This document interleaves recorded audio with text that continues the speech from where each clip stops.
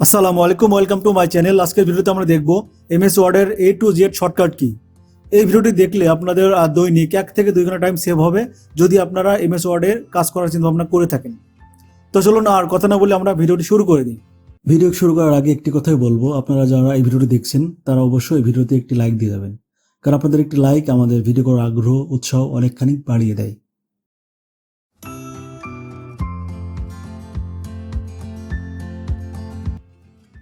তো প্রথমে হলো কন্ট্রোল এ তে হলো সিলেক্ট অল। আমাদের যদি অনেক লেখা থাকে আর এই লেখাগুলো যদি সিলেক্ট করতে হয় সেক্ষেত্রে আমরা কন্ট্রোল এ প্রেস করে সবগুলো লেখাকে একবারে সিলেক্ট করতে পারবো। দেন কন্ট্রোল বি তে বোল্ড। আমরা যদি কোনো লেখাকে বোল্ড করতে চাই তাহলে লেখাটা সিলেক্ট করে ধরে এরকম যদি কন্ট্রোল বি প্রেস করি তাহলে কিন্তু এটি বোল্ড হয়ে গেল। আর যদি আমরা সবগুলো লেখাকে একবারে সিলেক্ট করে বোল্ড করতে চাই তাহলে আমরা কন্ট্রোল এ তে সিলেক্ট অল দেন কন্ট্রোল বি, তাহলে সবগুলো একবারে বোল্ড হয়ে যাবে। তো এভাবে করে আমরা কন্ট্রোল বির মাধ্যমে বোল্ড করতে পারি। দেন কন্ট্রোল সি তে আমরা কপি করতে পারি। আমরা এখন যদি লেখাটা সিলেক্ট করি কন্ট্রোল সি দিয়ে কপি করি, দেন আমরা যদি ইন্টার প্রেস করে এখানে যদি আবার পেস্ট করতে চাই তাহলে কিন্তু পেস্ট করতে পারবো। তার মানে আমরা কন্ট্রোল সির মাধ্যমে খুব সহজে কপি করতে পারি। কন্ট্রোল ডি তে ফন্ট ফরম্যাটিং বা ফন্ট অপশন। আমরা যদি এই লেখাটাকে একটু সিলেক্ট করে নিই দেন কন্ট্রোল ডি পেস্ট করি, দেখেন আমাদের যে ফন্টের যে অপশনটি সেটি কিন্তু চলে আসবে। তো এখান থেকে আমরা যদি ফন্ট চেঞ্জ করতে চাই সেক্ষেত্রে কিন্তু আমরা যে কোনো ফন্ট এখান থেকে দিতে পারবো। দেন এখানে আপনারা এখান থেকে স্যাম্পলটা দেখতে পাচ্ছেন। দেন আমরা যদি ফন্টে বোল্ড নাকি ইটালিক কোনটা করতে চাই সেটা কিন্তু এখান থেকে করতে পারবো। দেন আমাদের যদি এখান থেকে ফন্টের সাইজ চেঞ্জ করা লাগে সেক্ষেত্রে এটাও কিন্তু আমরা চেঞ্জ করতে পারবো। দেন এখান থেকে অনেকগুলো অপশনই আছে যেগুলো আমরা খুব ইজিলি কিন্তু ফন্টের এই ফন্ট ফরম্যাট থেকে করতে পারি। আমরা যদি এখান থেকে যদি আমাদের কোনো লেখা আন্ডারলাইন করা দরকার হয়, সুপার স্ক্রিপ্ট করা দরকার হয়, সাবস্ক্রিপ্ট করা দরকার হয়, আমরা কিন্তু সবগুলো এখান থেকে করতে পারি। তো জাস্ট আমরা ওকে করে দিচ্ছি, দেখেন আমাদের লেখা কিন্তু বোল্ড হয়ে গেল। তো আমরা আবার আগের জায়গাতে আমরা ফিরে আসছি। কন্ট্রোল ই তে সেন্টার। আমরা যদি লেখাটাকে সিলেক্ট করে নিয়ে কন্ট্রোল ই প্রেস করি তাহলে দেখবেন যে এই লেখাটা সেন্টার হয়ে গেল। আমরা যদি লেখাটাকেও সেন্টার নিতে চাই কন্ট্রোল ই প্রেস করলে এই লেখাটা দেখেন সেন্টার হয়ে গেল। তো এভাবে করে আমরা কন্ট্রোল ই প্রেস করে সেন্টার করতে পারি। দেন কন্ট্রোল এফ তে ফাইন্ড।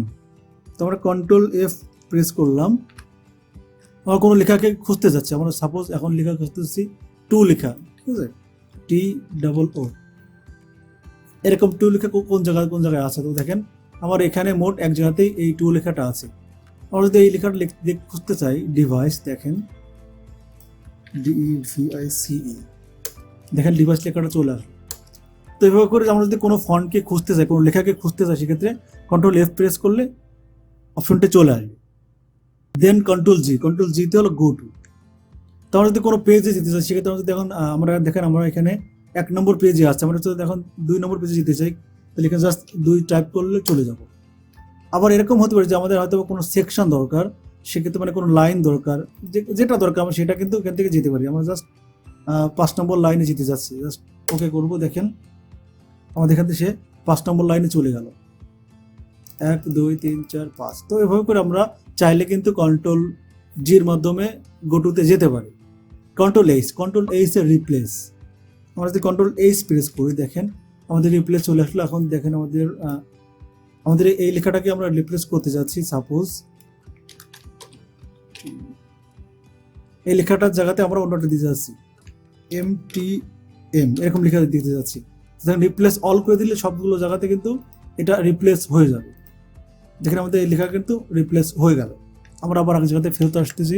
দেন কন্ট্রোল আই হলো ইটালিক। কোনো লেখা যদি আমরা বাঁকা করতে চাই সেক্ষেত্রে কন্ট্রোল আই প্রেস করলে এটি ইটালিক হয়ে যাবে।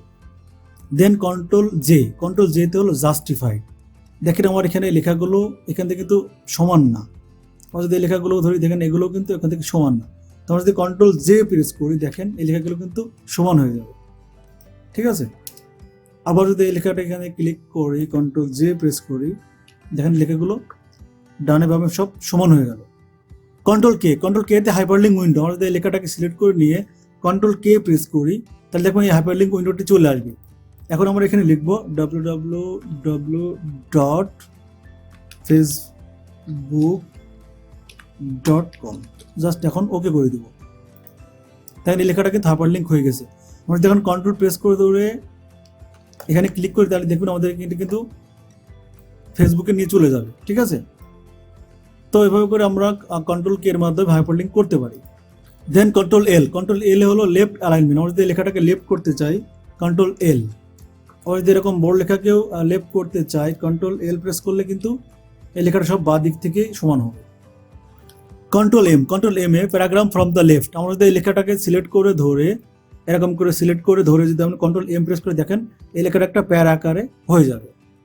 কন্ট্রোল এ তে নিউ পেজ। আমরা যদি কন্ট্রোল এন প্রেস করি তাহলে এরকম একটা ব্ল্যাঙ্ক নতুন পেজ চলে আসবে।